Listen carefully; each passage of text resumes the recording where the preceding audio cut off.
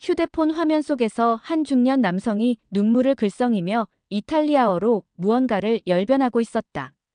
그의 손에는 김이 모락모락 피어오르는 빨간 국물이 담긴 뚝배기가 들려 있었고, 배경으로는 연기가 자욱한 한국의 길거리 포장마차가 보였다. 30년간 내가 추구해온 모든 것이 틀렸습니다. 진정한 음식이란. 남성의 목소리는 떨리고 있었다. 실시간 댓글창에는 이탈리아어, 프랑스어, 영어로 수백 개의 메시지가 쏟아지고 있었다. 대부분이 충격과 혼란을 표현하는 내용들이었다. 마르코가 미쳤나? 30년 경력의 평론가가 길거리 음식을 극찬하다니. 이건 가짜 방송이 아닌가? 누가 돈을 줬나? 아니다. 저 표정을 봐라. 진짜로 감동받은 것 같은데. 그 순간 남성은 뚝배기 속 김치찌개를 한 숟가락 떠서 입에 넣었다. 그리고는 잠시 눈을 감더니 미소를 지었다.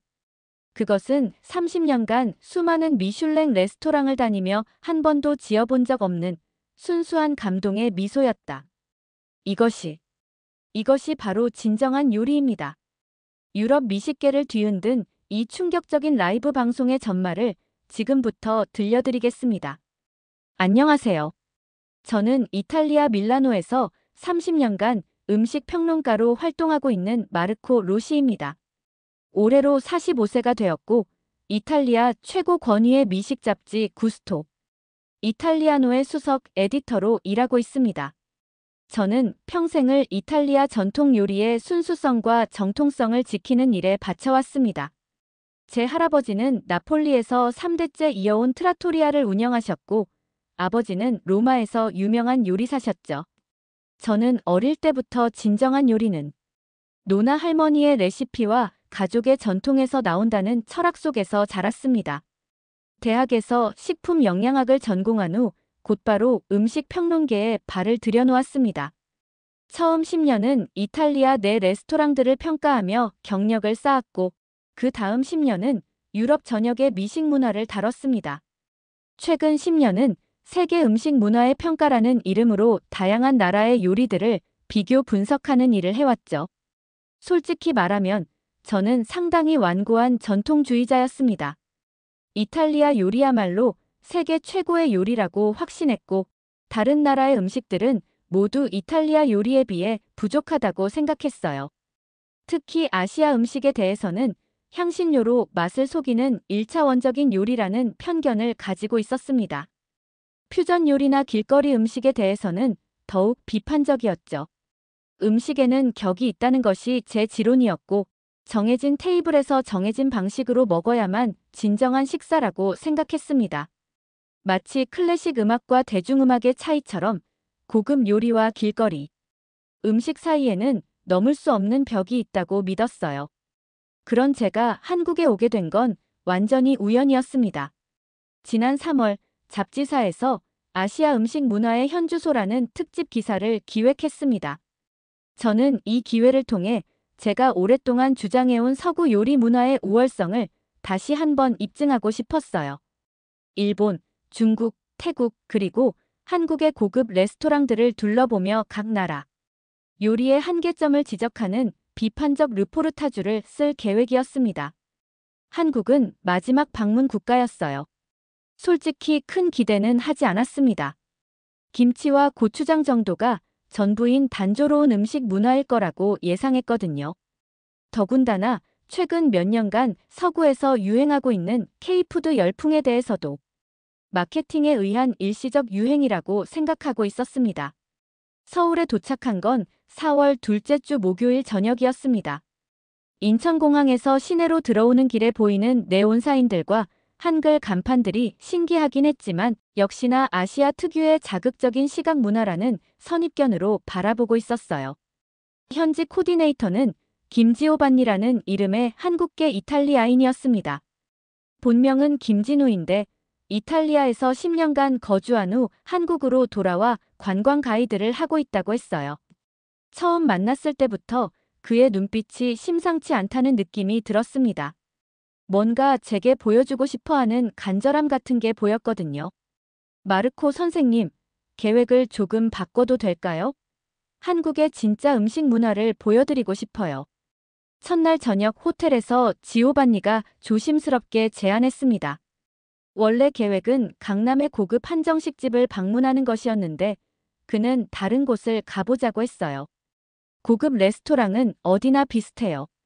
하지만 진짜 한국인들이 사랑하는 음식 문화는 따로 있어요.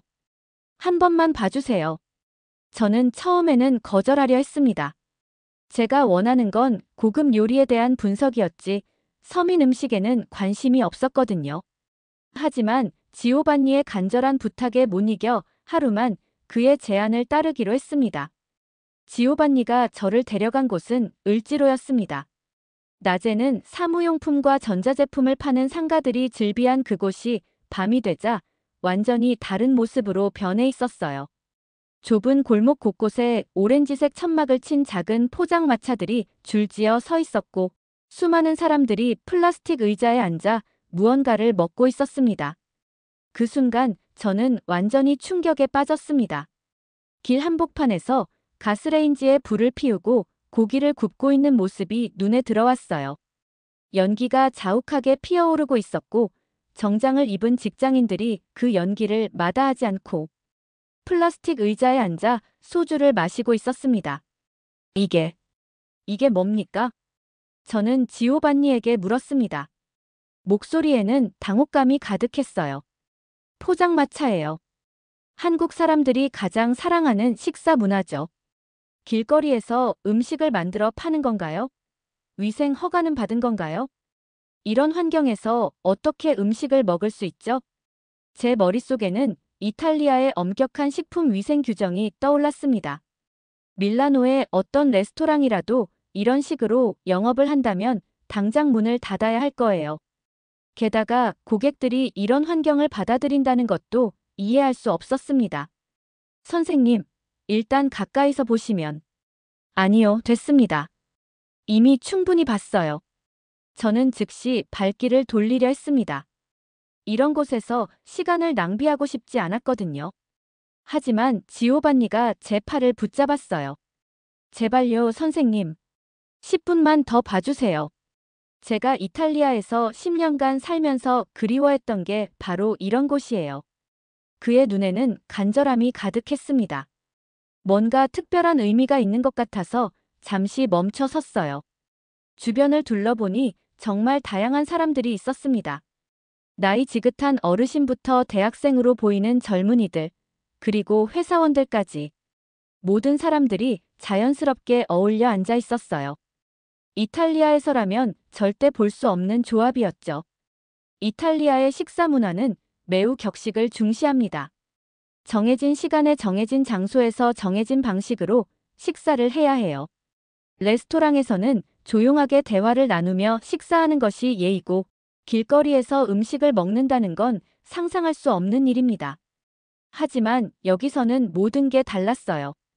사람들이 자연스럽게 큰 소리로 웃고 있었고 서로 모르는 사람들끼리도 음식을 나눠 먹는 모습을 볼 수 있었습니다.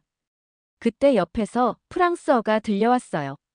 저와 비슷한 연배의 여성이 혼자 앉아서 휴대폰으로 통화를 하고 있었는데 목소리가 상당히 불쾌해 보였습니다. 정말 믿을 수 없어. 이런 비위생적인 곳에서 어떻게 음식을 먹을 수 있는 거야? 길거리에서 고기를 굽다니. 이건 정말 후진국 같아. 그 여성은 클레어 뒤부아라는 프랑스 음식 잡지 기자였습니다. 나중에 알게 된 사실이지만 그녀도 저와 비슷한 목적으로 아시아를 방문한 것이었어요. 서구 음식 문화의 우월성을 부각시키기 위한 비교 취재 말이죠. 클레어와 눈이 마주쳤을 때 저는 묘한 동질감을 느꼈습니다. 같은 서구인으로서, 같은 미식 전문가로서 이런 비문명적인 광경을 목격하고 있다는 공감대가 있었어요. 안녕하세요. 혹시 음식 관련 일을 하시나요? 클레어가 영어로 말을 걸어왔습니다. 네, 이탈리아에서 음식 평론가를 하고 있어요. 마르코 로시입니다. 아, 그 유명한 마르코 로시 씨. 제가 선생님 기사를 자주 읽어요. 저는 클레어 뒤부아, 프랑스 르 피가로의 음식 전문 기자예요. 우리는 금방 의기투합했습니다. 둘 다 이런 환경에서 음식이 만들어지는 것에 대해 강한 거부감을 느끼고 있었거든요. 이런 걸 음식 문화라고 할 수 있을까요? 클레어가 고개를 젓으며 말했어요. 프랑스에서는 상상도 할 수 없는 일이에요. 이탈리아도 마찬가지예요. 아무리 서민 음식이라고 해도 최소한의 격식은 지켜야죠. 우리는 포장마차 앞에 서서 그 광경을 바라보며 대화를 나눴습니다. 두 사람 다 서구 음식 문화의 우월성을 확신하고 있었고, 이런 후진적인 모습을 보며 오히려 확신이 더욱 강해지고 있었어요. 클레어가 휴대폰을 꺼내서 사진을 찍기 시작했습니다. 이런 모습을 기록해둬야 해요. 동양과 서양의 음식 문화 차이를 보여주는 완벽한 증거가 될 거예요. 저도 같은 생각이었습니다. 제 인스타그램에도 이런 모습을 올려서 이탈리아 독자들에게 진정한 음식 문화가 무엇인지 알려주고 싶었어요. 하지만 바로 그때 예상치 못한 일이 일어났습니다. 갑자기 먹구름이 몰려오더니 소나기가 내리기 시작한 거예요. 4월의 변덕스러운 봄비였습니다. 우리는 급히 피할 곳을 찾았지만 마땅한 곳이 없었어요. 지오반니가 재빨리 포장마차 쪽으로 우리를 안내했습니다. 여기서 잠시 비를 피해요. 아니요, 다른 곳으로. 선생님, 비가 너무 세요. 일단 여기서 피하시고 그 다음에 이동해요. 어쩔 수 없이 포장마차 천막 아래로 들어갔습니다. 클레어도 마찬가지로 비를 피해 들어왔어요. 우리는 극도로 불편해하며 최대한 빨리 이 자리를 뜨고 싶어 했습니다. 그런데 놀라운 일이 일어났어요. 옆 테이블에 앉아있던 할아버지가 우리를 보더니 자신의 우산을 건네주시는 거였어요. 물론 한국어로 말씀하셔서 무슨 말인지는 모르겠지만 몸짓으로 우산을 쓰고 가라는 의미라는 건 알 수 있었습니다. 아니에요, 괜찮아요. 지오반니가 통역해주면서 정중히 사양했지만 할아버지는 계속 우산을 내밀며 뭔가 말씀하고 계셨어요. 뭐라고 하시는 거예요? 제가 지오반니에게 물었습니다. 외국에서 온 손님인데 비에 젖으면 안 된다고 하세요. 꼭 우산을 가져가라고. 저는 당황스러웠습니다. 이 할아버지는 저희가 누군지도 모르고 다시 만날 일도 없을 텐데 왜 자신의 우산을 주려고 하시는 걸까요? 이탈리아에서도 이런 일은 흔하지 않아요. 포장마차 사장님도 다가와서 뭔가 말씀하셨습니다. 비가 그칠 때까지 여기 앉아서 기다리라고 하세요. 차라도 한 잔 드시라고. 아니요, 저희는. 선생님, 일단 앉으세요. 비가 언제 그칠지 모르니까 잠시만. 지오반니의 강권에 못 이겨 플라스틱 의자에 앉았습니다. 클레어도 마찬가지로 불편한 표정으로 자리에 앉았어요. 우리는 서로 눈짓을 주고받으며 빨리 비가 그쳤으면 좋겠다는 마음을 표현했습니다. 포장마차 사장님이 따뜻한 차를 가져다 주셨어요. 보리차였는데 향이 은은하고 따뜻했습니다. 비에 젖어 추워진 몸에 그 따뜻함이 스며들자 조금씩 긴장이 풀리기 시작했어요. 그때 제 눈에 들어온 건 포장마차 사장님이 고기를 굽는 모습이었습니다. 처음에는 그냥 무작정 고기를 구워내는 줄 알았는데 자세히 보니 정말 정교한 과정이 있었어요. 불의 세기를 계속 조절하고 있었고 고기를 뒤집는 타이밍도 정확했습니다. 그리고 무엇보다 놀라운 건 그 집중력이었어요. 30년간 이탈리아 최고의 셰프들을 지켜봐왔지만 이 포장마차 사장님의 집중력은 그들과 전혀 다르지 않았습니다. 아니, 어떤 면에서는 더 진지해 보였어요. 저 사장님, 요리 경력이 얼마나 되나요? 저는 지오반니에게 물었습니다. 25년 정도 되셨대요. 원래는 호텔에서 일하셨는데 10년 전부터 포장마차를 하고 계세요. 25년. 제가 평론가로 활동한 기간과 거의 비슷했습니다. 그리고 호텔 출신이라니 결코 무시할 수 없는 경력이었어요.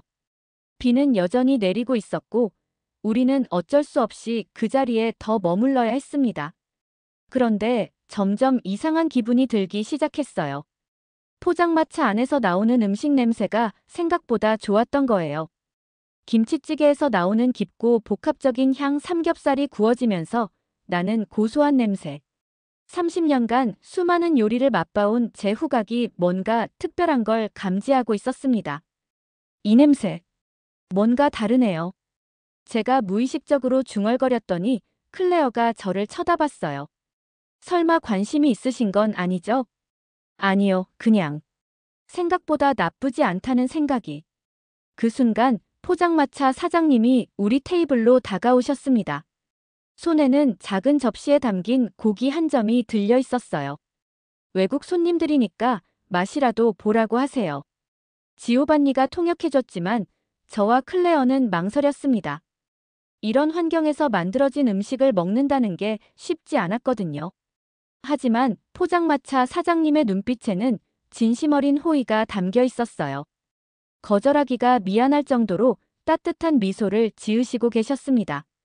한 번만, 정말 한 번만 맛만 봐주세요.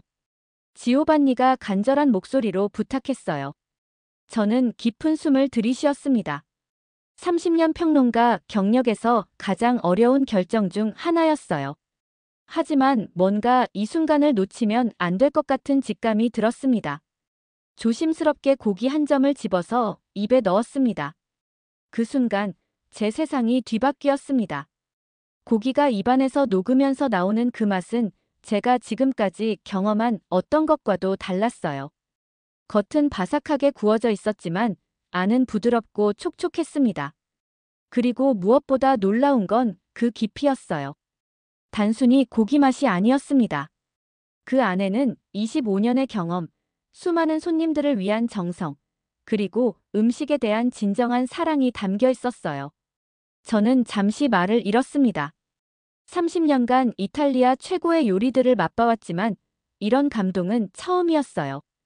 이건 기술의 문제가 아니었습니다. 영혼의 문제였어요. 어떠세요? 지오반니가 조심스럽게 물었습니다. 이게 뭡니까? 저는 떨리는 목소리로 물었어요. 그냥 삼겹살이에요. 한국 사람들이 가장 좋아하는 돼지고기 부위죠. 그냥 삼겹살이라고요? 이 놀라운 맛이 그냥 일반적인 돼지고기에서 나온다는 말인가요? 저는 포장마차 사장님을 다시 바라봤습니다. 그분은 여전히 따뜻한 미소를 지으며 저를 바라보고 계셨어요. 그 눈빛에서 저는 진정한 요리사의 자부심을 읽을 수 있었습니다. 더 드셔보세요. 사장님이 김치찌개도 한 숟가락 떠서 가져다 주셨어요. 저는 망설임 없이 받아 먹었습니다. 김치찌개는 더욱 충격적이었어요. 처음에는 매운맛 때문에 깜짝 놀랐지만 곧 그 뒤에 숨어있는 깊고 복합적인 맛을 발견할 수 있었습니다. 발효된 김치의 신맛, 돼지고기의 감칠맛, 그리고 각종 양념들이 완벽한 하모니를 이루고 있었어요. 이건 단순한 국물이 아니었습니다. 이탈리아의 라구 소스처럼 오랜 시간과 정성이 들어간 복합적인 요리였어요. 이 김치는 얼마나 오래 발효시킨 건가요? 한 3개월 정도 된 거예요. 김치는 발효가 될수록 더 깊은 맛이 나거든요. 3개월간의 발효. 이건 이탈리아의 파르미지아노 레지아노 치즈나 프로슈토처럼 시간과 인내가 만들어낸 진정한 발효 식품이었어요. 제가 지금까지 아시아 음식에 대해 가지고 있던 모든 편견이 한순간에 무너져 내렸습니다. 이건 향신료로 맛을 속이는 1차원적인 요리가 아니었어요. 오히려 이탈리아 요리보다 더 복합적이고 깊이 있는 맛의 층위를 가지고 있었습니다. 클레어도 제 변화를 눈치챘나 봅니다. 의심스러운 눈빛으로 저를 바라보고 있었어요. 마르코, 설마 진짜로 맛있다고 생각하는 건 아니죠? 아니에요, 그냥. 생각보다 나쁘지 않다는. 하지만 제 목소리에는 확신이 없었습니다. 사실 저는 완전히 혼란에 빠져 있었어요. 30년간 쌓아온 제 미식 철학이 흔들리고 있었거든요. 포장마차 사장님이 또 다른 음식을 가져다 주셨습니다. 이번에는 계란찜이었어요. 겉보기에는 단순한 달걀 요리 같았지만 한 숟가락 떠서 먹어보니 이것도 놀라웠습니다. 부드럽고 촉촉한 식감, 그리고 달걀 본연의 맛을 최대한 살린 조리법. 이탈리아의 프리타타나 프랑스의 오믈렛과는 완전히 다른 접근법이었지만 결코 그들의 뒤지지 않는 완성도를 보여주고 있었어요. 이건 어떻게 만드는 건가요? 달걀에 젓갈을 조금 넣고 약한 불에서 천천히 쪄내는 거예요. 시간이 오래 걸리지만 그래야 이렇게 부드럽게 나와요. 젓갈을 넣는다고요? 이탈리아에서는 달걀 요리에 생선을 넣는다는 상상도 할 수 없었는데 여기서는 그것이 오히려 깊은 감칠맛을 만들어내고 있었습니다. 비가 점점 약해지고 있었지만 저는 더 이상 이 자리를 떠나고 싶지 않았어요. 오히려 더 많은 것을 경험해보고 싶었습니다. 지오반니 씨, 다른 음식도 주문할 수 있나요? 물론이죠. 뭘 드시고 싶으세요? 사장님이 추천하시는 대로. 클레어가 저를 믿을 수 없다는 표정으로 바라봤어요. 마르코, 정신 차려요. 우리가 여기 온 목적을 잊었나요? 맞습니다. 저는 이곳의 문제점을 찾기 위해 온 것이었어요. 하지만 지금까지 본 것들은 문제가 아니라 오히려 경이로웠습니다. 사장님이 파전을 만들기 시작했어요. 밀가루 반죽에 파를 썰어 넣고 팬에서 지져내는 모습을 보니 이탈리아의 파닌이나 피자를 만드는 과정과 비슷했습니다. 하지만 결과물은 완전히 달랐어요. 바삭하면서도 촉촉한 식감, 파의 단맛과 반죽의 고소함이 어우러진 그 맛은 정말 놀라웠습니다. 특히 간장 소스에 찍어 먹으니 더욱 완벽했어요. 이건 정말. 저는 말을 잇지 못했습니다. 제가 지금까지 무시해왔던 길거리 음식이 이렇게 완성도 높은 요리일 줄은 꿈에도 몰랐어요. 주변을 다시 둘러보니 사람들의 모습도 다르게 보였습니다. 처음에는 시끄럽고 무질서해 보였던 모습들이 이제는 활기차고 정겨워 보였어요. 회사원들이 하루의 스트레스를 풀며 동료들과 진솔한 대화를 나누는 모습, 대학생들이 시험 걱정을 잊고 웃으며 이야기하는 모습들이 정말 아름다워 보였습니다. 이탈리아에서는 이런 다양한 계층의 사람들이 한 공간에서 어울리는 경우가 많지 않아요. 보통은 비슷한 사회적 지위나 나이대의 사람들끼리만 어울리죠. 하지만 여기서는 나이도 직업도 사회적 지위도 상관없이 모든 사람들이 평등하게 한 공간을 공유하고 있었습니다. 특히 세대 간의 소통이 인상적이었어요. 한 테이블에서는 대학생으로 보이는 젊은이가 할아버지 뻘되는 어른과 진지하게 대화를 나누고 있었고 그 어른은 젊은이의 말을 진심으로 들어주고 있었어요. 지오반니 씨, 저분들은 가족인가요? 아니에요. 처음 만난 사이예요. 하지만 한국에서는 이런 게 자연스러워요. 음식을 함께 나누면 금방 가족 같은 기분이 되거든요. 음식을 함께 나누면 가족 같은 기분이 된다. 이건 이탈리아의 파밀리아 문화와 정말 비슷했어요. 하지만 이탈리아는 혈연이나 오랜 인연이 있어야 하는데 여기서는 처음 만난 사람들끼리도 그런 유대감을 느낄 수 있다는 게 신기했습니다.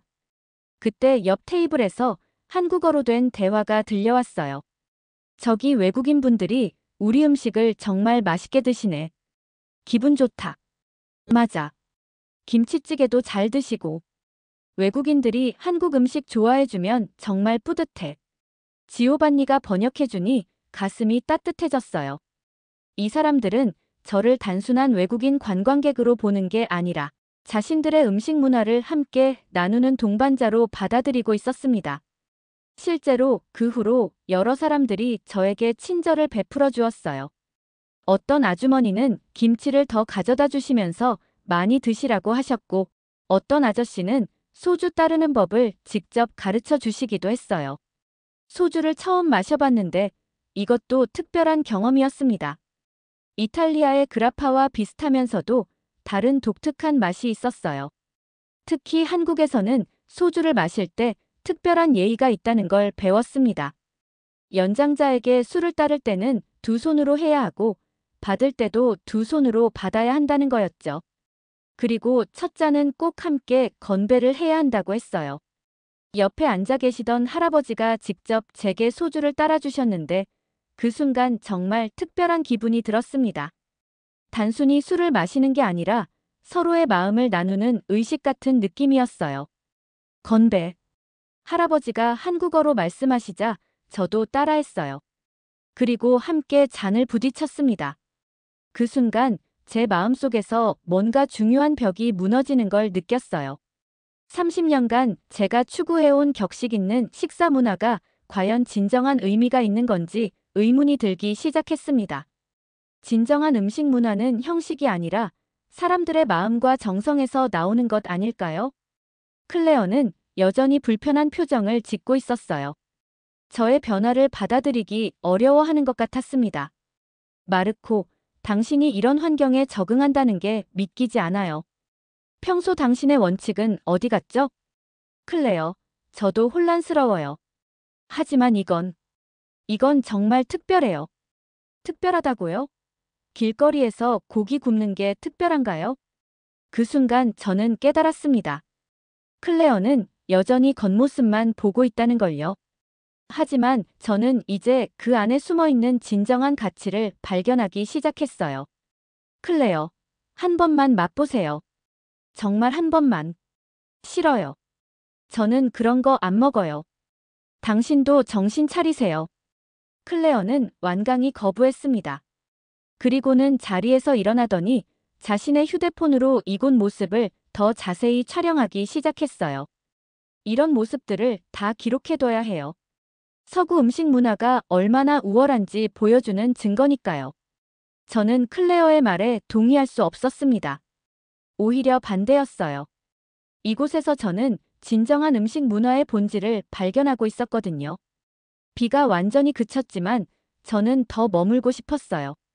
사장님에게 더 많은 음식을 주문했습니다. 곱창, 대창, 그리고 닭발까지. 처음에는 내장류나 닭발 같은 음식에 대해 거부감이 있었어요. 이탈리아에서도 내장 요리가 있긴 하지만 이런 식으로 조리하는 건 처음이었거든요. 하지만 막상 맛보니 정말 놀라웠어요. 곱창은 겉은 바삭하고 안은 쫄깃하며 고소한 맛이 일품이었고, 닭발은 매콤달콤한 양념이 닭발과 완벽하게 어우러져서 정말 맛있었습니다. 특히 닭발을 먹는 방법을 배우는 과정이 재미있었어요. 뼈를 발라내는 것도 처음에는 어색했지만 주변 사람들이 친절하게 가르쳐줘서 금세 익숙해졌어요. 이런 음식을 먹으면서 대화를 나누는 것 자체가 하나의 즐거운 문화였습니다. 이탈리아에서는 음식을 먹을 때 주로 조용하게 대화를 나누는데 여기서는 음식 자체가 소통의 매개체가 되고 있었어요. 시간이 지날수록 저는 이 공간에 완전히 매료되었습니다. 단순히 음식을 파는 곳이 아니라 사람들이 서로의 마음을 나누는 공간이라는 걸 깨달았어요. 영국의 펍도 사람들이 모이는 사교 공간이지만 여기서 느끼는 따뜻함과는 차원이 달랐어요. 여기에는 뭔가 더 원초적이고 순수한 인간미가 있었습니다.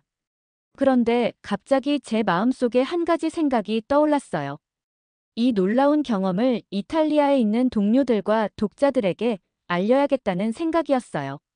30년간 음식 평론가로 활동하면서 제가 얼마나 편협한 시각을 가지고 있었는지 깨달았거든요. 진정한 음식 문화는 고급 레스토랑에만 있는 게 아니라 이런 곳에도 있었어요. 아니, 어떤 면에서는 이곳이 더 진정한 음식 문화의 본질을 보여주고 있었습니다. 음식을 통해 사람들이 하나가 되고 세대와 계층을 넘나들며 소통하는 모습 말이에요. 저는 휴대폰을 꺼내서 인스타그램을 열었습니다. 평소라면 이런 환경을 비판하는 포스트를 올렸을 텐데 지금은 완전히 다른 마음이었어요. 지오반니 씨, 제가 라이브 방송을 해도 될까요?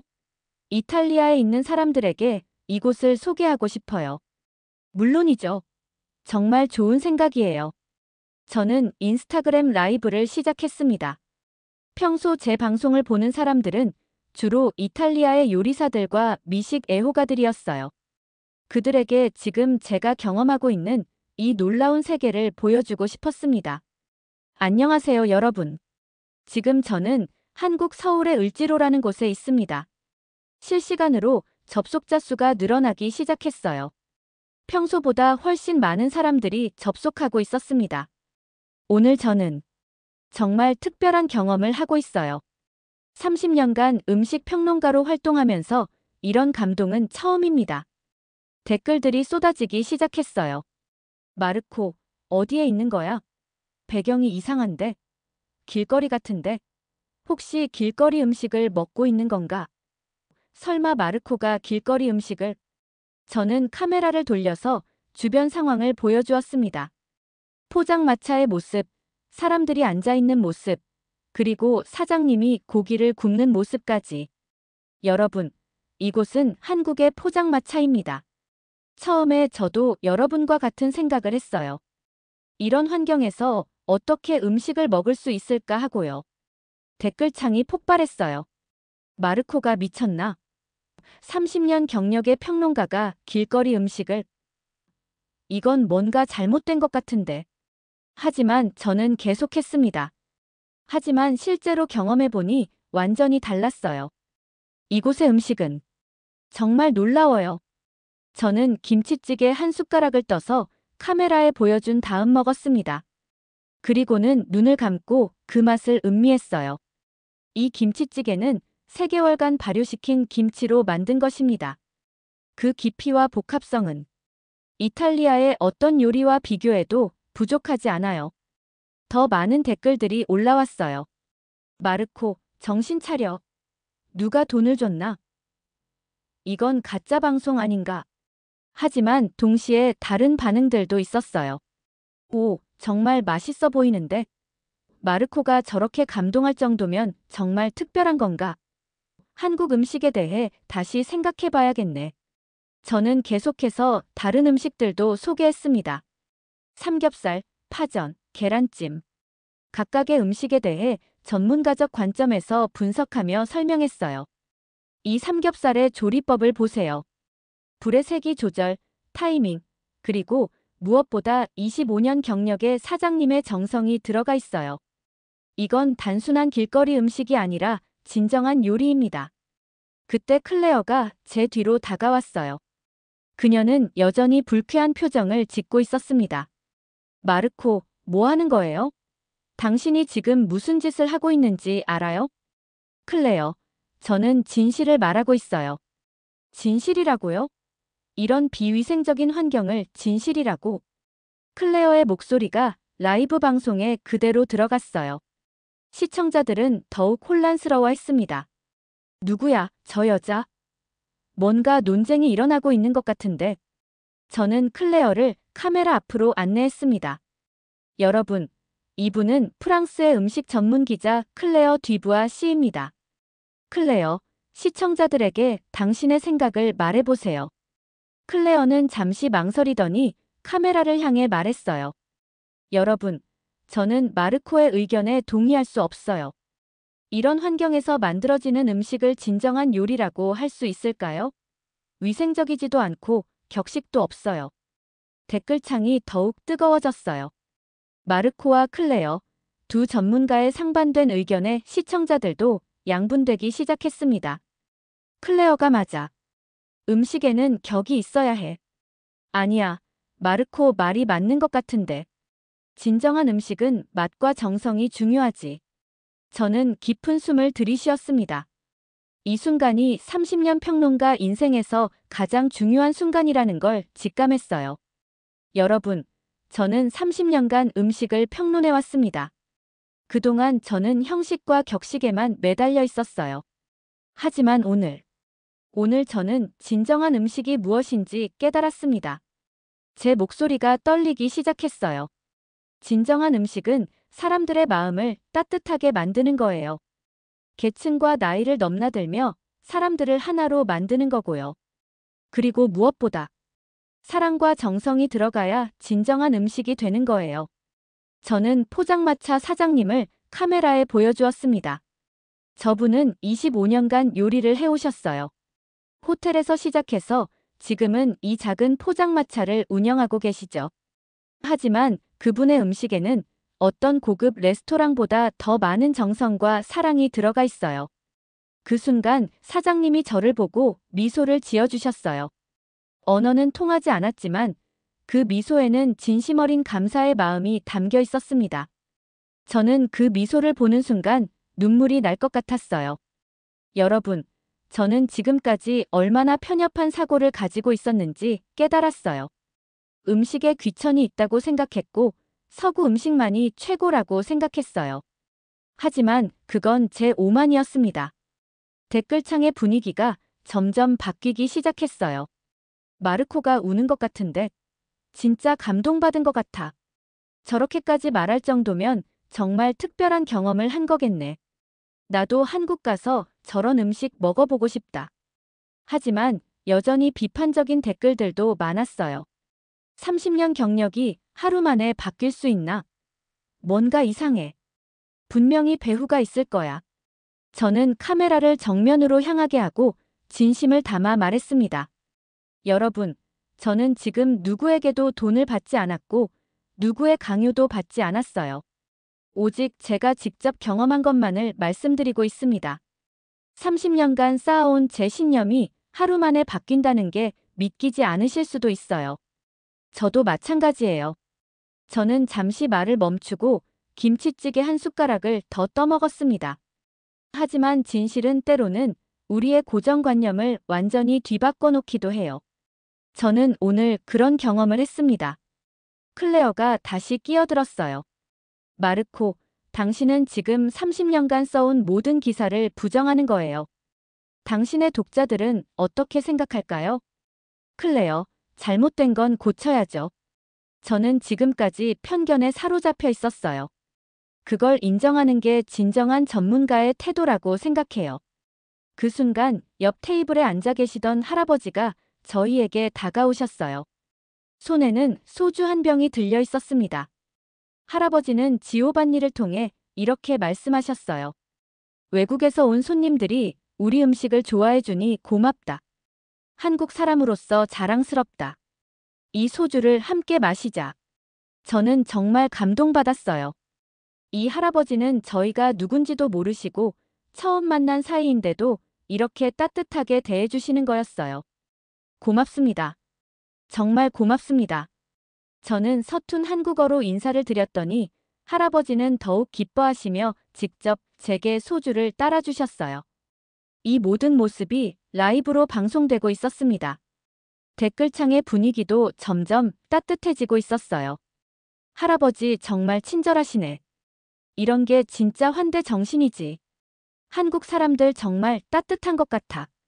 할아버지와 함께 건배를 하는 순간 저는 정말로 눈물이 날 것 같았어요. 이건 단순히 술을 마시는 게 아니었습니다. 서로 다른 문화권에서 온 사람들이 음식을 통해 마음을 나누는 진정한 소통이었어요. 여러분, 이게 바로 진정한 음식 문화예요. 음식을 통해 사람들이 하나가 되는 거예요. 저는 카메라를 향해 말했습니다. 저는 오늘부터 제 음식 철학을 완전히 바꾸겠어요. 더 이상 편견을 가지지 않겠고 열린 마음으로 세상의 모든 음식 문화를 받아들이겠어요. 그때 갑자기 접속자 수가 급격히 늘어나기 시작했어요. 5,000명, 1만 명, 2만 명. 평소와는 비교할 수 없는 수준이었습니다. 댓글창을 보니 이탈리아어뿐만 아니라 영어, 프랑스어, 독일어, 심지어 한국어 댓글까지 올라오고 있었어요. 이게 한국의 포장마차구나. 마르코의 변화가 정말 진심 같아 보여. 나도 한번 가보고 싶다. 한국어 댓글들도 보였어요. 외국인이 우리 포장마차를 이렇게 좋아해주다니 감동이야. 저 할아버지 정말 멋지시다. 이런 게 진짜 한국의 정이지. 저는 이 순간이 얼마나 특별한지 깨달았어요. 단순히 제 개인적인 변화가 아니라 서로 다른 문화권의 사람들이 이해하고 소통하는 순간이었습니다. 클레어는 여전히 못마땅한 표정이었지만 더 이상 강하게 반대하지는 않았어요. 아마 이 분위기를 깨기가 어려웠을 거예요. 라이브 방송은 2시간 넘게 계속됐습니다. 그 사이 저는 포장마차의 다양한 음식들을 소개했고 주변 사람들과의 따뜻한 교류도 보여줬어요.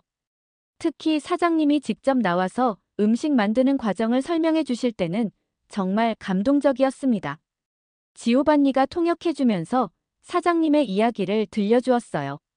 저는 25년 전에 시골에서 올라와서 호텔 주방에서 일을 시작했어요. 정말 힘들었지만 요리가 좋아서 계속했죠. 10년 전에 이 포장마차를 시작했는데 제 꿈은 모든 손님들이 집에서 먹는 것처럼 따뜻하고 맛있는 음식을 드리는 거예요. 이 말을 들으니 더욱 감동받았어요. 이분의 철학은 저희 이탈리아의 노나 정신과 정말 비슷했거든요. 가족을 위해 정성껏 요리하는 그 마음 말이에요. 여러분, 들으셨죠? 이분의 마음가짐은 어떤 미슐랭 셰프들보다도 숭고해요. 진정한 요리사의 정신이 여기 있습니다. 댓글들도 점점 긍정적으로 바뀌고 있었어요. 정말 감동적이야. 요리에 대한 진정한 사랑이 느껴져. 마르코 말이 맞는 것 같아. 음식은 마음이 중요한 거야. 나도 편견을 버려야겠어. 하지만 모든 사람이 제 변화를 받아들인 건 아니었어요. 일부 이탈리아 요리사들과 평론가들은 여전히 비판적이었습니다. 마르코가 완전히 미쳤네. 30년 경력이 하루 만에 무너지다니. 이탈리아 요리의 자존심은 어디 갔나? 하지만 저는 더 이상 그런 비판이 두렵지 않았어요. 제가 경험한 진실을 말하는 게 가장 중요했거든요. 라이브 방송을 마치고 나서 저는 포장마차 사장님께 깊이 감사 인사를 드렸습니다. 그리고 내일 다시 오겠다고 약속했어요. 호텔로 돌아가는 길에 지오반니가 말했어요. 선생님, 정말 대단하세요. 오늘 일은 한국에서도 큰 화제가 될 것 같아요.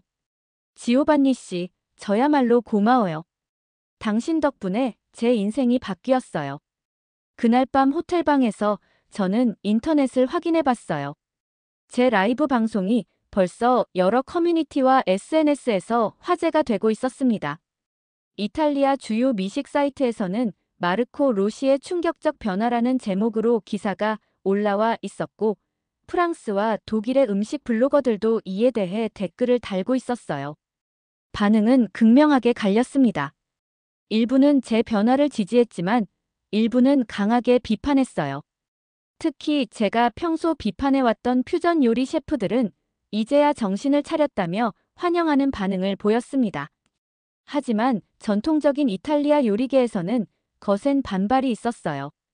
제가 소속된 잡지사에서도 긴급 회의가 열렸다는 소식이 들려왔습니다. 그래도 저는 후회하지 않았어요.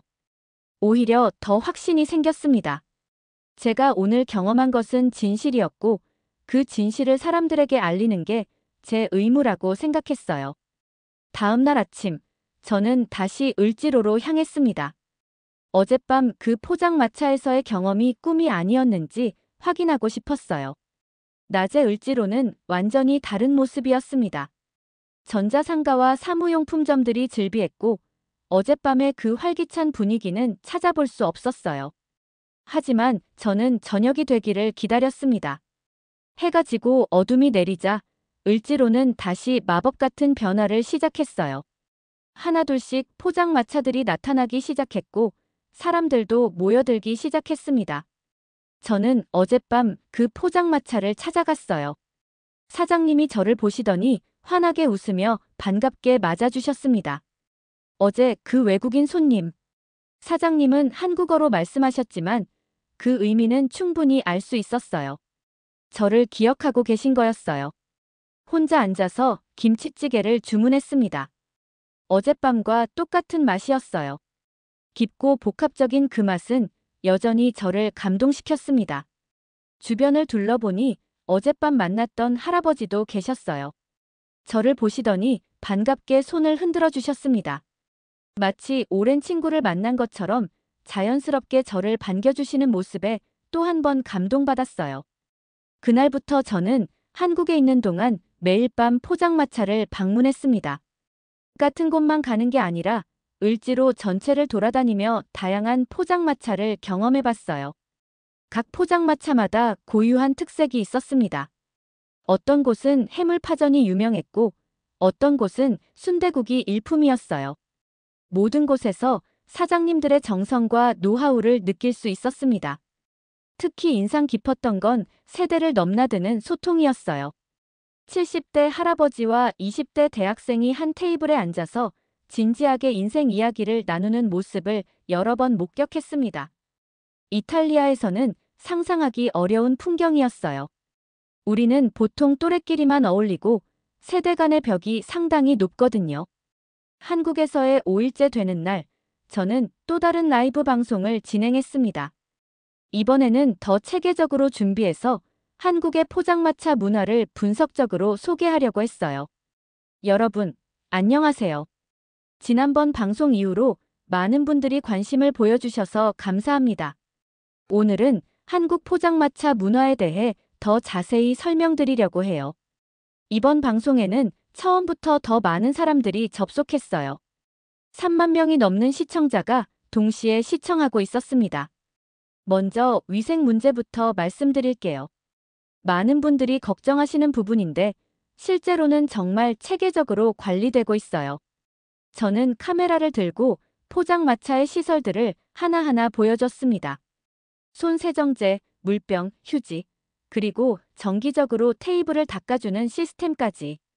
그리고 무엇보다 중요한 건 이런 포장마차들은 모두 정부의 허가를 받고 운영되고 있다는 점이에요. 정기적으로 위생 검사도 받고 안전 기준도 엄격하게 지키고 있어요. 이탈리아의 푸드트럭 시스템과 비교하면서 설명하니 시청자들도 이해하기 쉬워했어요.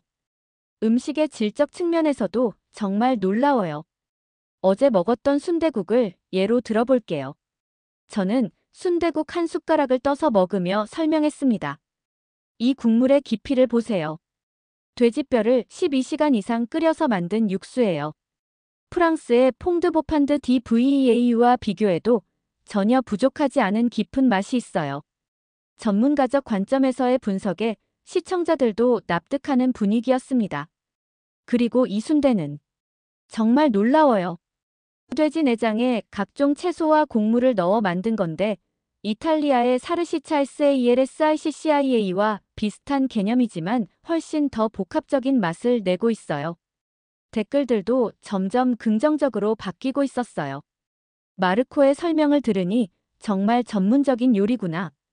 편견을 가지고 있었네. 한국 음식 대단한 것 같아. 나도 직접 가서 먹어보고 싶다. 그런데 방송 중간에 예상치 못한 일이 일어났습니다. 클레어가 갑자기 나타난 거예요. 마르코, 또 방송하고 있네요. 클레어는 여전히 불편한 표정이었어요. 클레어, 어서 와요. 같이 방송해요. 저는 여전히 당신의 의견에 동의할 수 없어요. 이 모든 게 일시적인 감정일 뿐이라고 생각해요. 시청자들이 또다시 두 전문가의 논쟁에 주목하기 시작했어요. 또 논쟁이 시작되나? 클레어 vs 마르코 라운드 2. 저는 클레어에게 제안했습니다. 클레어, 그렇다면 직접 한번 맛보시는 게 어떨까요? 그 다음에 판단하세요. 아직도 그런 소리를 하고 있어요? 저는 절대 그런 음식 안 먹어요. 그때 옆에서 한국어가 들려왔어요. 나이 드신 아주머니가 저희 대화를 듣고 계시다가 뭔가 말씀하셨습니다. 뭐라고 하시는 거예요? 제가 물었어요. 지오반니가 통역해줬어요. 외국인 손님이 우리 음식을 싫어한다고 하니 마음이 아프다고 하세요. 한 번만 드셔보면 생각이 바뀔 텐데 왜 기회도 안 주시냐고. 그 아주머니의 목소리에는 진심 어린 아쉬움이 담겨 있었어요. 클레어도 그 분위기를 느꼈는지 잠시 망설이는 기색을 보였습니다. 클레어, 저 아주머니 마음이라도 생각해서 한 번만. 됐어요. 저는 제 원칙이 있어요. 클레어는 끝까지 거부했습니다. 그리고는 자리를 떠나버렸어요. 시청자들의 반응은 엇갈렸습니다. 클레어도 이해해줘야지. 개인의 취향이잖아. 너무 고집스러운 것 같은데. 한 번 정도는 시도해 볼 수 있잖아. 저는 이 상황을 어떻게 처리해야 할지 고민했어요. 클레어를 비판하고 싶지는 않았거든요. 그녀도 나름의 신념이 있는 거니까요. 여러분, 클레어의 입장도 이해해 주세요. 사람마다 음식에 대한 관점이 다를 수 있어요. 중요한 건 서로 존중하는 거예요. 하지만 마음 한편으로는 아쉬웠어요. 클레어도 제가 경험한 이 놀라운 감동을 함께 나눌 수 있었다면 얼마나 좋았을까 하는 생각이 들었거든요. 방송을 마치고 나서 그 아주머니가 저에게 다가오셨어요. 손에는 작은 포장 용기가 들려 있었습니다. 이거 가져가세요. 그 친구분께 드리라고. 김치였어요. 아주머니가 직접 담그신 김치를 클레어에게 전해달라고 주시는 거였어요. 정말 고마워요. 꼭 전해드릴게요. 하지만 클레어에게 이걸 전해줄 수 있을지는 의문이었어요. 아마 받지 않을 것 같았거든요. 그날 밤 호텔에서 클레어에게 연락을 해봤어요. 클레어, 어떤 분이 김치를 전해달라고 하시는데. 필요 없어요. 그런 것도 받고 싶지 않아요. 그래도. 마르코, 당신은 완전히 변했어요. 30년간 쌓아온 당신의 신념은 어디 갔나요? 클레어의 목소리에는 실망감이 가득했어요. 클레어, 제 신념은 변하지 않았어요. 오히려 더 확고해졌어요. 진정한 음식의 가치를 추구한다는 신념 말이에요. 그게 진정한 음식의 가치라고요? 길거리에서 파는 음식이? 네, 그렇게 생각해요. 음식의 가치는 어디서 파느냐가 아니라 얼마나 정성스럽게 만들어지느냐에 달려 있어요. 우리는 결국 평행선을 달렸어요. 클레어는 끝까지 자신의 입장을 바꾸지 않았습니다. 한국에서의 마지막 날이 다가왔습니다. 저는 그동안 가장 감동받았던 그 첫 번째 포장마차를 다시 찾아갔어요. 사장님께 작별 인사를 드리고 싶었거든요. 사장님은 저를 보시더니 정말 반가워하셨어요. 그리고는 특별히 정성스럽게 음식을 준비해 주셨습니다. 마지막이니까 특별 메뉴를 준비했어요. 지오반니가 통역해주니 사장님이 평소에는 잘 만들지 않는 특별한 요리를 준비하셨다고 했어요. 바로 보쌈이었습니다. 돼지고기를 삶아서 김치와 함께 먹는 요리인데 그 맛이 정말 일품이었어요. 고기는 부드럽고 촉촉했고 김치의 아삭한 식감과 완벽하게 어우러졌습니다. 이건 정말 예술 작품이에요. 저는 진심으로 감탄했어요. 단순해 보이지만 이렇게 완벽한 맛을 내기까지 얼마나 많은 연구와 노력이 들어갔을까 생각하니 더욱 감동적이었습니다. 사장님이 저에게 뭔가 말씀하셨어요. 한국 음식을 좋아해줘서 고맙다고 하세요. 그리고 이탈리아에 가서도 한국 음식을 잊지 말아달라고. 저는 정말 감동받았어요. 이 한국 여행에서 만난 모든 사람들의 따뜻함이 제 마음에 깊이 새겨졌습니다. 사장님, 저야말로 고마워요. 제 인생을 바꿔주셔서. 비록 언어는 통하지 않았지만 우리의 마음은 충분히 통했어요. 마지막 라이브 방송을 하기로 했습니다. 한국에서의 경험을 정리하고 앞으로의 계획을 발표하고 싶었어요. 여러분, 안녕하세요. 오늘이 한국에서의 마지막 밤입니다. 접속자 수는 이번에도 5만 명을 넘어섰어요.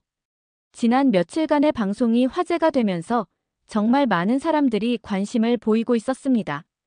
이번 한국 여행은 제 인생에서 가장 중요한 경험이었어요. 30년간 음식 평론가로 살아오면서 이런 깊은 감동을 받은 적이 없었거든요. 저는 지난 일주일간의 경험을 차근차근 정리해서 설명했어요.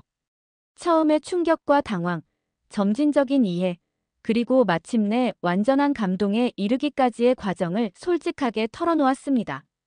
무엇보다 깨달은 건 음식의 진정한 가치는 격식이나 형식에 있지 않다는 거예요. 사람들의 마음과 정성, 그리고 함께 나누는 따뜻함에 있어요. 댓글들이 쏟아져 들어왔어요. 마르코 정말 많이 변했네. 한국 여행이 정말 특별한 경험이었구나. 나도 꼭 한국에 가서 포장마차 체험해보고 싶어. 그래서 저는 이탈리아로 돌아가서 제 음식 철학을 완전히 바꿀 계획이에요. 더 이상 편견을 가지지 않고 세상의 모든 음식 문화를 열린 마음으로 받아들이겠어요. 이 발언은 정말 큰 파장을 일으켰어요. 30년 경력의 전통주의 평론가가 자신의 철학을 완전히 바꾸겠다고 선언한 거니까요. 그리고 한 가지 더 약속드릴게요. 제가 소속된 잡지에 한국 음식 문화에 대한 특집 기사를 쓰겠어요. 편견 없는 시각으로 한국 요리의 진정한 가치를 알리겠습니다. 시청자들의 반응은 폭발적이었어요. 정말 대단한 결심이야. 이탈리아 미식계가 뒤집어질 것 같은데. 마르코 용기 있어. 하지만 모든 반응이 긍정적인 건 아니었어요. 30년 경력이 일주일 만에 바뀔 수 있나? 뭔가 이상해. 분명히 뒤가 있을 거야. 이탈리아 요리의 전통을 배신하는 거 아닌가? 저는 이런 비판적 의견들도 이해했어요. 제 변화가 너무 급작스럽게 보일 수 있거든요. 여러분의 의심을 이해해요. 하지만 진실은 때로 우리의 예상을 뛰어넘어요. 저는 오직 제가 직접 경험한 것만을 말씀드리고 있어요. 방송을 마치고 나서 저는 포장마차 사장님께 마지막 인사를 드렸습니다. 정말 고마웠어요. 제 인생을 바꿔주셔서. 사장님도 눈시울을 붉히시며 저를 안아주셨어요. 언어는 달랐지만 마음은 충분히 통했습니다. 이탈리아로 돌아가는 비행기 안에서 저는 많은 생각을 했어요. 앞으로 제가 감당해야 할 것들에 대해서 말이에요. 분명히 이탈리아 미식계에서는 큰 논란이 일어날 거예요. 제가 소속된 잡지사에서도 문제가 될 수 있고 일부 동료들은 저를 배신자라고 생각할 수도 있어요. 하지만 저는 후회하지 않았습니다. 진실을 말하는 게 진정한 전문가의 의무라고 생각했거든요. 밀라노에 도착하자마자 예상했던 일들이 벌어지기 시작했어요.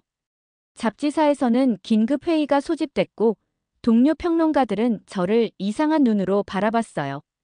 편집장과의 면담에서는 정말 힘든 시간을 보냈습니다. 마르코, 당신이 한국에서 무슨 일을 벌인 건지 알고 있나? 편집장님, 저는 진실을 말했을 뿐이에요. 진실이라고? 30년간 써온 당신의 모든 기사를 부정하는 게 진실인가? 때로는 잘못된 건 인정하고 고쳐야죠. 결국 잡지사에서는 저에게 한 달간의 휴가를 주며 신중하게 생각해보라고 했어요. 사실상 정직 처분이었죠. 하지만 예상치 못한 일도 일어났어요. 제 라이브 방송을 본 많은 이탈리아 사람들이 한국 음식에 관심을 갖기 시작한 거예요. 밀라노와 로마의 한국 레스토랑들은 갑자기 예약이 밀려들었고 한국 요리 클래스도 인기를 끌기 시작했어요. 그리고 무엇보다 놀라운 건 젊은 요리사들의 반응이었어요. 그들은 제 변화를 지지했고 더 열린 마음으로 다양한 음식 문화를 받아들여야 한다고 말했어요. 한 달 후, 저는 잡지사에 복귀했습니다. 그리고 약속대로 한국 음식 문화에 대한 특집 기사를 썼어요. 제목은 포장마차에서 발견한 진정한 미식의 가치였습니다. 기사는 정말 큰 반향을 일으켰어요. 찬성하는 사람도 많았지만 반대하는 사람도 적지 않았어요. 하지만 그 모든 논란이 의미 있다고 생각했어요. 사람들이 음식 문화에 대해 다시 생각해보는 계기가 됐으니까요. 몇 달 후, 저는 한국의 포장마차 사장님을 이탈리아로 초청했습니다. 밀라노에서 한국 음식 페스티벌을 개최하기로 한 거예요. 사장님이 이탈리아에 오셨을 때의 감동은 말로 표현할 수 없었어요. 그분이 직접 만든 김치찌개와 삼겹살을 이탈리아 사람들이 맛보고 감탄하는 모습을 보니 정말 뿌듯했습니다. 특히 밀라노의 유명한 셰프들이 사장님의 요리 기술에 감탄하는 모습이 인상적이었어요. 그들도 처음에는 의심스러워했지만 직접 맛보고 나서는 완전히 생각이 바뀌었거든요. 이런 깊은 맛을 어떻게 만들어내는 거죠? 미슐랭 2스타 레스토랑의 헤드 셰프가 사장님께 진지하게 물어봤어요. 통역을 통해 사장님은 25년간의 노하우와 한국 전통 조리법에 대해 설명해 주셨습니다. 그 순간 저는 정말 감동받았어요. 서로 다른 문화권의 요리사들이 음식을 통해 소통하고 있는 모습이었거든요. 페스티벌은 대성공이었습니다. 3일 동안 수천 명의 이탈리아 사람들이 찾아와서 한국 음식을 체험했고 대부분 긍정적인 반응을 보였어요. 그 중에서도 가장 기억에 남는 건 한 이탈리아 할머니의 반응이었어요. 이 김치찌개의 맛이 우리가 어릴 때 먹던 미네스트로네와 비슷해요. 재료는 다르지만 그 따뜻함은 똑같아요. 정말 놀라운 통찰이었어요. 음식의 본질은 재료나 조리법이 아니라 그 안에 담긴 사랑과 정성이라는 걸 그 할머니가 정확히 짚어주신 거였어요. 페스티벌이 끝나고 사장님과 작별할 때는 정말 아쉬웠어요. 선생님 덕분에 정말 소중한 경험을 했어요. 이탈리아 사람들도 우리 음식을 좋아해주니 너무 기뻐요. 사장님, 저야말로 고마워요. 제 인생을 바꿔주셔서. 우리는 서로 꽉 안아주며 작별 인사를 했습니다. 1년 전까지만 해도 상상할 수 없었던 일이었어요. 그 후로도 저의 변화는 계속됐습니다. 더 이상 편견을 가지고 음식을 평가하지 않게 됐고, 세계 각국의 다양한 음식 문화를 열린 마음으로 받아들이게 됐어요. 특히 아시아 음식에 대한 관심이 높아졌어요. 베트남의 쌀국수, 태국의 톰얌꿍, 일본의 라멘 등을 직접 현지에 가서 체험하며 기사를 썼습니다. 매번 새로운 발견이 있었어요. 각 나라마다 고유한 음식 문화가 있었고, 그 모든 것들이 나름의 가치와 의미를 가지고 있었거든요. 제가 쓴 기사들은 이탈리아뿐만 아니라 유럽 전역에서 주목받기 시작했어요. 편견 없는 음식 평론이라는 새로운 장르를 개척했다는 평가를 받았습니다. 2년 후, 저는 세계 음식 문화 기행이라는 책을 출간했습니다. 한국에서의 경험을 시작으로 아시아 각국의 음식 문화를 소개한 책이었어요. 책은 베스트셀러가 됐고, 여러 나라 언어로 번역되기도 했어요. 특히 한국어 번역본이 나왔을 때는 정말 기뻤습니다. 한국 사람들이 제 이야기를 읽을 수 있게 된 거니까요. 한국어판 출간 기념으로 다시 한국을 방문했을 때 을지로 포장마차를 찾아갔어요. 2년 만에 다시 찾은 그곳은 여전히 활기찼고 사장님도 건강하게 계셨습니다. 마르코 선생님, 사장님이 저를 보시더니 정말 반가워하셨어요. 2년이 지났는데도 저를 기억하고 계신 거였어요. 정말 오랜만이에요. 선생님 덕분에 제 인생이 바뀌었어요. 저야말로 고마워요. 이탈리아에서도 한국 음식이 정말 인기예요. 그날 밤, 저는 다시 한번 라이브 방송을 했습니다. 이번에는 2년 전과는 완전히 다른 마음이었어요. 더 이상 두려움이나 망설임이 없었거든요. 여러분, 안녕하세요. 2년 만에 다시 이곳에 왔습니다. 접속자 수는 10만 명을 넘어섰어요. 그동안 제 변화를 지켜본 많은 사람들이 관심을 가져줬습니다. 2년 전 이곳에서 제 인생이 바뀌었어요. 그리고 오늘 다시 이곳에 와서 느끼는 건 그때의 감동이 전혀 변하지 않았다는 거예요. 저는 김치찌개 한 숟가락을 떠서 먹으며 말했습니다. 이 맛, 여전히 저를 감동시켜요. 2년 전과 똑같은 깊이와 따뜻함이 있어요. 댓글들이 쏟아져 들어왔어요.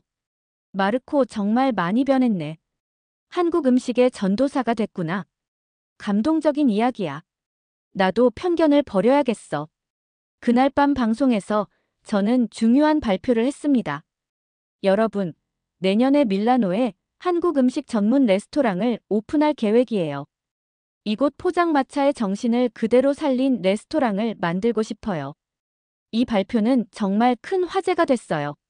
30년 경력의 이탈리아 평론가가 직접 한국 음식 레스토랑을 연다는 건 전례 없는 일이었거든요. 실제로 1년 후, 저는 밀라노 중심가의 포장마차라는 이름의 레스토랑을 오픈했습니다. 한국의 포장마차 분위기를 그대로 재현한 공간이었어요. 사장님도 이탈리아로 오셔서 직접 요리를 가르쳐 주셨고, 한국에서 공수한 재료들로 정통 한국 음식을 만들었습니다. 오픈 첫날부터 예약이 밀려들었어요. 제 변화를 지켜본 많은 이탈리아 사람들이 궁금해서 찾아온 거였어요. 가장 인기 있는 메뉴는 역시 김치찌개와 삼겹살이었습니다. 처음 맛보는 이탈리아 사람들의 반응은 2년 전 제 반응과 비슷했어요. 이게 정말 길거리 음식이었다고요? 네, 하지만 길거리에서 파는 음식이라고 해서 품질이 떨어지는 건 아니에요. 오히려 더 정성스럽게 만들어져요. 레스토랑은 대성공이었습니다. 미슐랭 가이드에서도 주목하기 시작했고 유럽 각지에서 사람들이 찾아왔어요. 무엇보다 기뻤던 건 이 레스토랑을 통해 더 많은 사람들이 한국 문화에 관심을 갖게 됐다는 거였어요. 음식이 문화 교류의 다리 역할을 하고 있었거든요. 3년 후 클레어가 갑자기 제게 연락을 해왔어요. 마르코, 만날 수 있을까요? 3년간 연락이 없었던 클레어가 갑자기 연락을 해온 거였어요. 무슨 일인지 궁금했지만 기꺼이 만나기로 했습니다. 밀라노의 한 카페에서 만난 클레어는 많이 변해 있었어요. 예전처럼 날카롭고 비판적인 모습이 아니라 부드럽고 겸손한 모습이었습니다.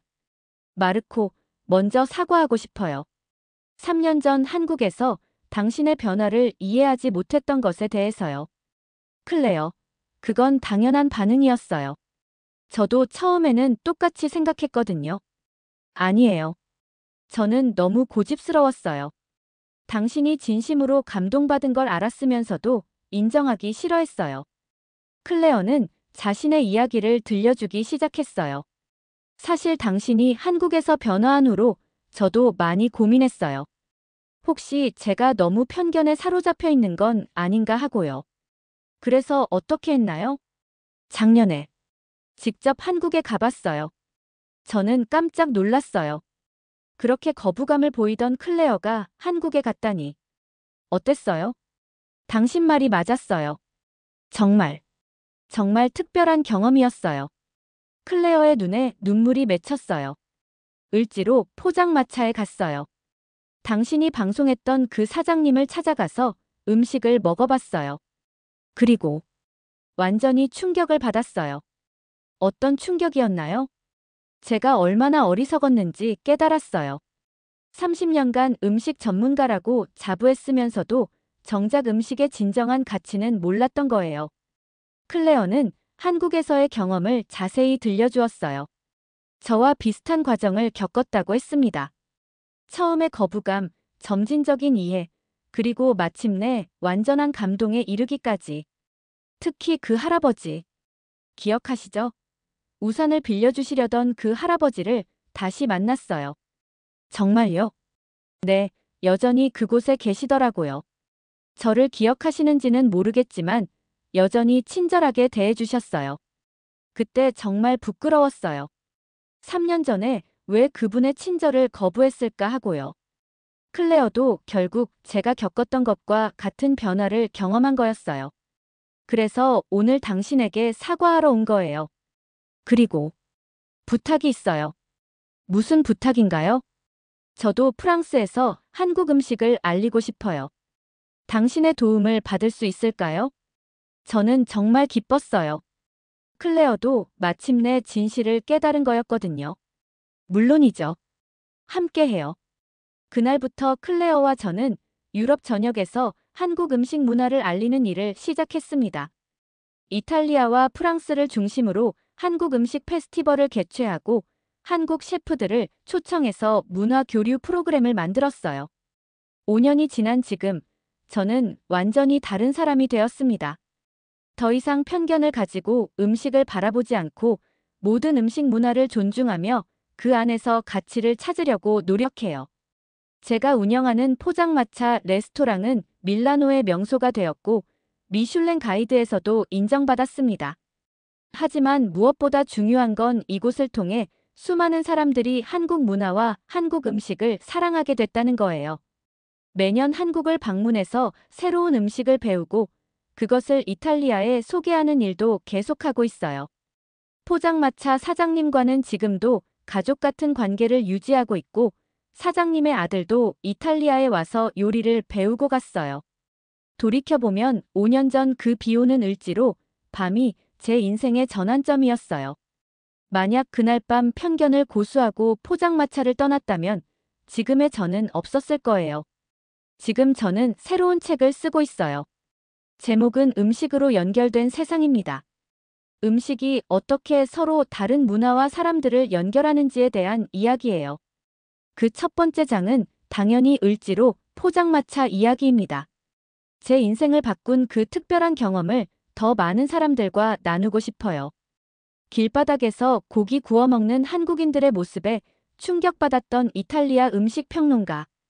이 제목으로 시작된 제 이야기는 이제 음식을 통해 세상과 소통하는 이탈리아 음식 평론가로 바뀌었어요. 앞으로도 저는 계속 세상의 다양한 음식 문화를 경험하고 그 안에서 인간의 따뜻함과 아름다움을 발견해 나갈 거예요. 그리고 그 모든 경험을 사람들과 나누면서 더 나은 세상을 만드는 데 기여하고 싶어요. 30년 만에 깨달은 진실이지만 아직 늦지 않았다고 생각해요. 진정한 음식의 가치는 나이나 경력과 상관없이 언제든 발견할 수 있으니까요. 여러분도 기회가 되신다면 꼭 한국의 포장마차를 경험해 보세요. 단순히 음식을 먹는 게 아니라 인생을 바꾸는 경험을 하실 수 있을 거예요. 그리고 무엇보다 편견을 버리세요. 세상에는 우리가 모르는 수많은 아름다운 것들이 있어요. 열린 마음으로 받아들인다면 모든 것이 새롭게 보일 거예요.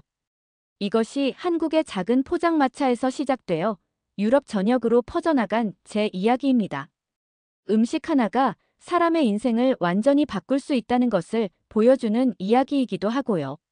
지금도 을지로 어딘가에서는 포장마차의 불빛이 따뜻하게 사람들을 맞이하고 있을 거예요.